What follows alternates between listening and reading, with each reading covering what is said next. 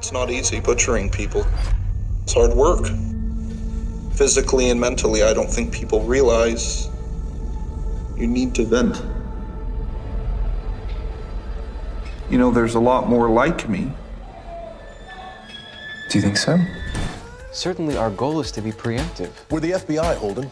That is not our goal. Yet.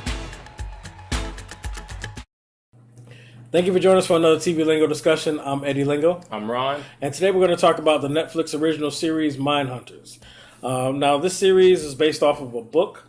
It basically tells the story of the development of the FBI's behavioral science, or the first study of serial killers before they actually came up with that term. Sequence killers. Sequence killers was the original term, yeah. And so in this story, we have an FBI detective who is fascinated by what triggers or what makes the psychotics or the serial killers that we've had in the past tick. And he decides that since we're educating people on how to negotiate hostage situations, we're educating police officers on situations like that, we should also be able to help profile and figure out how to prevent more of these psychotic killers. So they go start visiting jail to jail on an unsanctioned program to talk with these serial killers that are already incarcerated. And then eventually the program actually gets attention and it does get funded. And then we have our series of this development of this program. And that's pretty much the whole series. Ron, how did you feel about the Mindhunters? It was very slow. It was very slow. Yeah. And I felt I still enjoyed it, but I invested so much time into getting episode 6. Like, you were like, hey, what episode you on? I'm at 6. I'll finish it soon. And I was like, okay, I'm in. Then I got to 6. I'm like, I was expecting something that, like, like Punisher, there was something to keep it going. I didn't get it. It was. I have to agree. Give it a watch. I would recommend watching it. Right. I am interested in reading the book that it came from. Right. But it didn't make me want to go ahead and do research on these characters and True. what was real, what wasn't. For me, it was a lot of the same. The show, I want to say I did enjoy it, not to the degree of the hype that's been going on about how great it is, but I was interested in seeing certain dialogue or certain words or certain behaviors or techniques that we know today as standard procedure to try and crack someone in a interrogation, and how it was absurd or it was just so inhumane back then, and all these lines crossing. And it was interesting to see that and see how they started trying to figure out where do you draw the line when you're investigating a psychopath that has no lines, okay? But as you said, slow. As a matter of fact, that thing you're talking about didn't even happen to like the last episode. Right. It really took a while to get there, and there's a lot of development. I watched the first episode, wasn't really drawn in. I was like, I'll get to it. Then, of course, because of Brandon's ranting and raving, I was like, okay, so I forced myself to watch it, and I did get a little drawn in. But the thing that I would say is something that I recommend people watch, but it's not binge worthy. No, it isn't. I think binging it makes it sprinkle hurts it in with other stuff. Yeah, binging it hurts the series. If you're it hurt it. Just checking in from time to time, and you can remember what you saw last, or you like watch it if it gives you recaps. I can't remember if it gives you recaps per episode. That's a better way to watch it. It just gives you the city and then you're like something interesting. Right. So something I wanted to see if maybe you can clear up for me, because I didn't like the way it ended. It was abrupt, in my opinion. Spoiler alert. Okay. Yeah. Sorry. If you didn't watch it, go watch it. Go watch it. True stories, but go watch it. But there was a character that they were following that was obviously headed towards making a kill. Yep.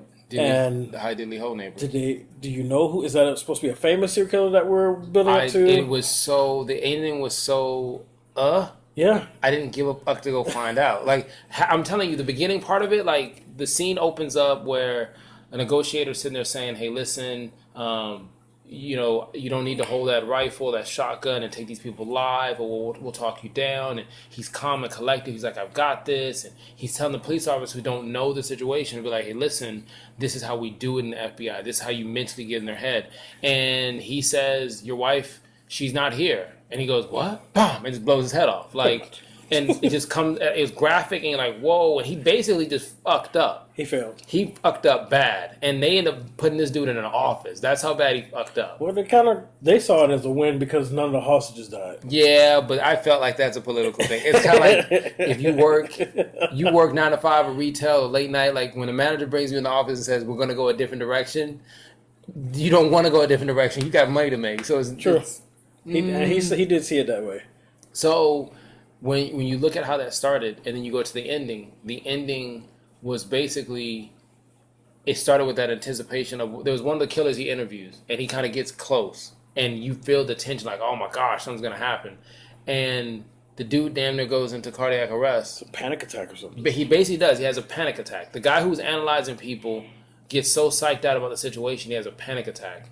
The episode stops, but it doesn't continue or give you any closure on the serial killer who you've been watching in the background for like 10 or 9 serial episodes. Killers they show every few episodes. Uh-huh. Didn't give you closure on the investigation, the internal investigation about the language and the tactics he used in one of the interviews, and it doesn't give you any clarification if he even has a job or not, because the way he walked out there. Hey, you're not allowed to leave. I doubted my talents long ago. Like, I liked him. He was a likable character at first. Mm-hmm. And then I was like, this douche. This Tom Brady 1970s I actually was still on his side towards that point. Because if it wasn't for him, y'all wouldn't even have the program. He pushed it. I get that part. I just felt like the writing, some of it didn't make sense. Like some of the love-making scenes, like I don't understand what that was for, the relationship stuff. Like you didn't have to give me that much. There was some scenes where there was a case. You didn't even know the case was finished. It was like an episode or two later, they were like, we helped that guy in Georgia. I was like, but what happened with the guy in Georgia? Did he go to jail? Is he in jail? Because they only looked at like people that were already arrested that had nothing to do with their investigation as they grab information. And it was sick and twisted to watch how you're learning about serial killers, which were called like sequence killers. Right. But it was boring. I wouldn't say it was truly boring. It wasn't watching paint dry. But honestly, like you said, binge-worthy. It's not binge-worthy. It's not. But if you would have watched Law & Order, and there's like 15 Law & Order dinosaurs, you can go watch that, and that's entertaining. Well, Law & Order also wraps up every case in that episode, maybe 2 at the most. This one, I understood that the time period and the knowledge of what the type of people they were dealing with wasn't there. So it took them longer to put the pieces together. So they had open cases that go on for a while. So they gave their input when they were in certain cities, but they never could make an arrest. It wasn't enough, so they went on back to what they were doing, and that's why it would take forever, and then they end up back. Oh, Georgia's got new development. But then you add the drama about the lady who's on their side. They have a teacher / PhD graduate who understands brains and how people think, and they bring her on to the case. That was bad writing in the end. She seems like she's a friend, and then out of nowhere, for no fucking reason, is like, fuck this case. Like, you need to, they're patients. They care about them as a human. We need to be asking better questions. She gets other people involved, like have all these people lose their job. Then the one dude who seemed ride or die, he sends a letter. Bitch, you work for the FBI. You send a letter in the FBI that's going to go down the hole? Like, doesn't make it, the guy wants, okay, listen. Somebody did something wrong and he felt some type of way about it. And he was like, I have a good conscience. I can't be a part of a cover-up. I can't be a part of a cover-up. So what I'm going to do is I'm going to take the DVD or that wasn't DVDs, the tape, the 8-track. Yeah, he puts it inside the envelope. He mails it. He leaves it on his desk for, like, everyone that walks in can see it, walks over, and just it gets dropped to mail, which takes it like 2 floors down. Two floors down. It's then they open it and they're like, I wonder who sent it. And of course we know who sent it. He was the one. The guy who comes out the door and just looks, and it was so bad. They never dealt with that either. I felt like they started off on something, and then they took you down an alley, and they chopped you up in pieces, and it wasn't like a meticulous kill. It was a spontaneous kill. And now that you say that, I feel like maybe they. Now I'm making excuses now, and I know I hate when people do this, so fault me if you will. But I'm just guessing. I'm guessing that one or two things happened in the writing of this show. They never really had an ending. It got greenlit based off an idea, and I think that's where they were going with it. And as they were trying to develop, somebody finally was like, maybe they thought they had 12 episodes, and then somebody was like, You only got 10. Wrap We this got up. an update on the budget. Wrap it up in 9. You know, 9. and then because we have it literally is no closure on anything. No, Just and an I like abrupt stop with the panic attack. there's a lot of visual stuff I liked about it. How the city flashed at the beginning of the episode, the cars from the 70s. You could see the detail in the background, the fashion, the music.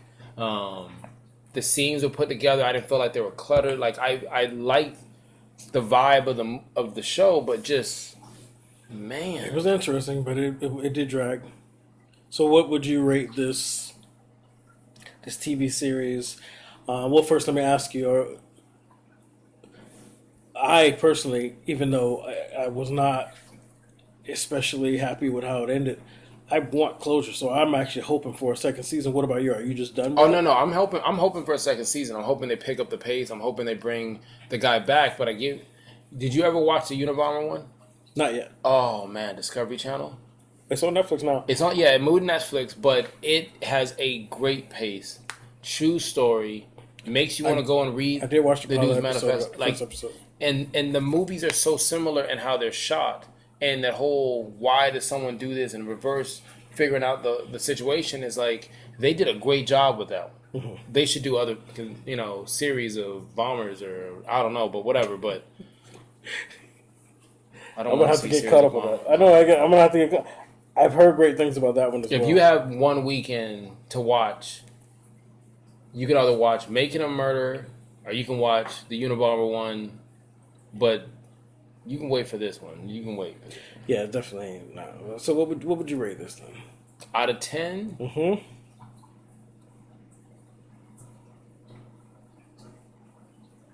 Damn.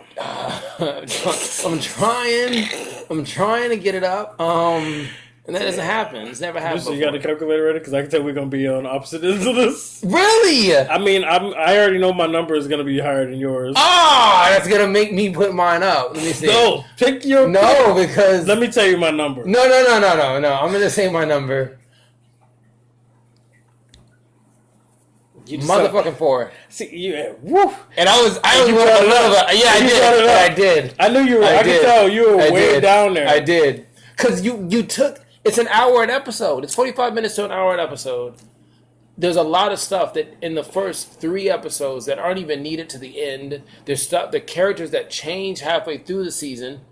Yeah. Like it's a lot. The partner was like not on his side, and you start getting a relationship, and the partner's like, "Fuck it, I don't want to go see the guys." But this is our job. I don't want to go. His character was developed where you could kind of see that coming. But I like that character. Uh-huh. He even had ideas like, "Hey, you shouldn't put the tape out." What do you mean? Yeah, you should hide that shit. Then shit popped off. And you telling me you didn't listen to dude? You didn't throw the tape in the garbage? Like, I get the story they're trying to show is like the cop was thinking he was the shit so much. That's what you took from it? Yeah, because the older cop says, "Listen, get rid of it." Right. The intro, just get rid of that second. Lose the first 40 seconds. He says no. Then when he sees the writing how it is, he tells him, "Hey, we could lose some stuff." But you think it was because he was too cocky? Yes.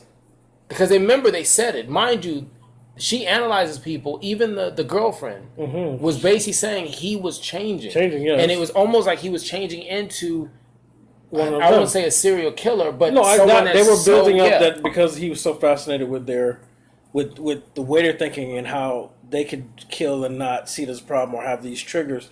It was almost like he was getting too fascinated when they were slowly churning him into that. Yeah, because like he went from his interviews where he was like almost a curious little boy, like, okay, so how did you kill a girl? And wow, that's crazy. But you didn't think his confidence was just considering where the program is based on what he's been doing and how far they got whenever he broke the rules?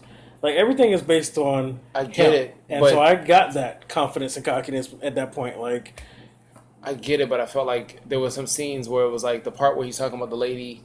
He's like, "Oh, so you killed like 8 ladies and then you raped them all? Oh man, like how'd you get stamina for that?" And he's like, "Oh man, I wish I could do that." Or the one at the end where he's like, "Man, little girls. Oh, I love a young little girl, and they don't shave. Oh man." But that's what I meant by. But those are the tactics we. Okay, but wait, no, I don't know. Show me some shit. What they do, when they're talking to a psychotic, they try and get on their level, so they can open up to them. But there's a TV show that's popping up. I've been showing up for years. What's it called? What? Somebody help me out. What's the TV show with the behavioral science? Oh, and it's got Criminal Shemai Minds? Moore. Yeah. Criminal Minds, yeah. Yes. Listen, but I like Criminal Minds. That's another good show. And they've been doing it for years. But Criminal Minds When they- gets in their head. The guy tries to think like they think. Yes.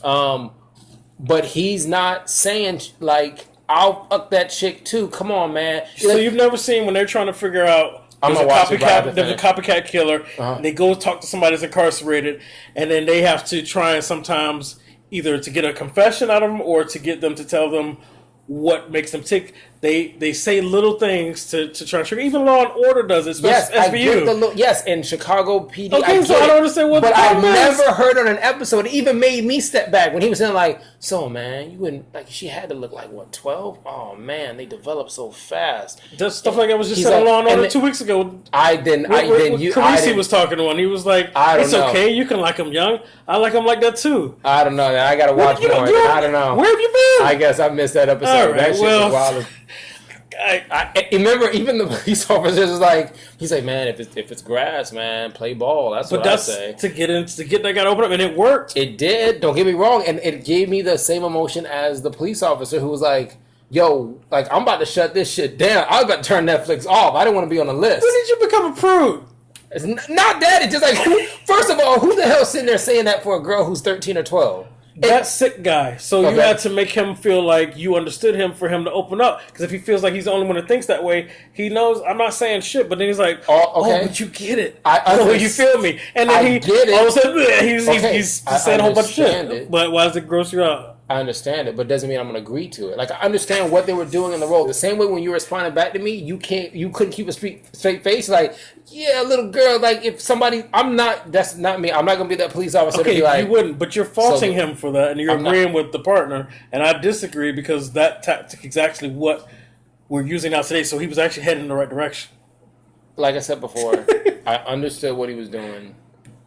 The show was a miss. The show was similar to that last killing. He didn't mean to kill her. He didn't mean to do that. Whatever the case is, they didn't mean to take you on the end, and they did. It just happened. It felt like it just happened that way. All right. So you give it 4. You give it a 3. Oh, so there's the real rating. There's the real rating. Wow. So Yeah. Killed that shit. for me, It doesn't matter. I took it to a 3. even though it didn't give me closure and the episodes weren't binge worthy and they were slow, they got me to a point of intrigue, interest, wondering where where this was going to go, how fast it was going to develop, what hurdles was it going to come into. Conversations like that, all of that intrigued me because they were so far away from where that type of profiling and approaches, from today. And so to see them like work through that, all of that was interesting to me. So I got developed and I wanted to see closure. So that me wanting to finish and wanting to see more, and me actually being into the development of the program and the hurdles and wanting a second season because of that. Because you give it 3, I don't know how you would want a second season. Because like I said, I like the idea, but you have way too many television shows that do this at a 30-minute, 45-minute pace on television. Yeah, that but is that's entertaining. fiction. I just saw, like I said, Making a Murder gave you fast pace. Like it was long, but it's still the pace of it was like okay. There were certain episodes that were really good. There's like maybe 3 episodes in this whole series that shined. Like 3 episodes where it's like from beginning to end, I'm like, man, wow. And they were really good on the endings. Like sometimes they'll catch you and the door would open, the lights would turn off, and the credits would roll, and the music would hit, and it was a really clean editing. And it was like, okay, I'm ready for that next episode. Let me hit it. And there was some episodes where I'm like, I just went through this whole thing and I could have skipped this. Oh, you almost Iris the series? Ooh, Iris would miss you. So anyway, my rating is going to be a 6. It's not binge worthy. It's not something that I'm going to scream from the mountaintops. You got to go see it. You got to go see it. But if that subject matter intrigues you, definitely watch it. You can get by without it, no problem.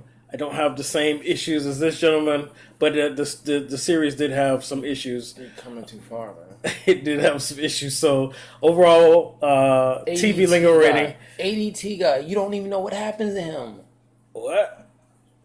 The ADT guy. Yeah, well, that's what I was saying. That was the serial killer they were developing. I think his name is Ned Flanders. That's that what they never showed him make a kill, or so I guess we gotta wait till next season to see them continue fall. There was no closure, and that's what made the way it ended, and that not completing that obvious serial killer's story or what his agenda is, or even let him get to a kill, and then not completing the closure of where the FBI agent is with the story at this part of his life, and just have him have a.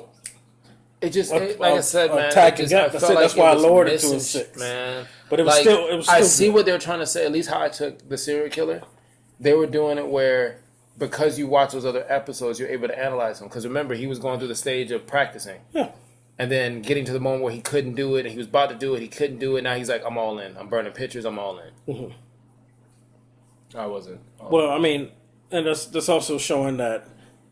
Like the lady when she tried to get certain things removed from the Georgia paper, that it could stop other criminals from talking to them or even help criminals that haven't been caught yet. And that was him reading that stuff was kind of his reaction to also burning some of the stuff that he had been keeping as treasures or trophies. So, like, sometimes I see why they were, tying it along, and then sometimes I'm like, okay, so, well, who is this guy? Is he somebody big? When's he going to make his kill? When's it going to connect? And that's why I lowered it to a 6. Because everything else was still pretty good. Overall, TV Lingo rating, though, is a 4.5. 4.5. Closer to the other number I was fine with. You're welcome. Yes, only because, he chooses not to accept the crude approach. A pillow of criticism. The crude approach that is common in today's practices. I put it over the rating, and I kept smothering it until... I don't know. I don't know. So, 4.5, let us know in the comments what you think. Get back to us. I know we had a special request for us to discuss this. I hope this satisfies you. Let us know what your thoughts were, what your overall rating was. And if there's nothing else, I'm ready to move on. So am I. All right, well. Having a panic attack. Thank you for joining us for another TV Lingo discussion. I'm Eddie Lingo. And you can check it out for yourself. I'm Ron. And we'll see you on the next one. I think Reading Rainbow used that. Could I use that? Why not? We're not getting paid for this. Makes sense.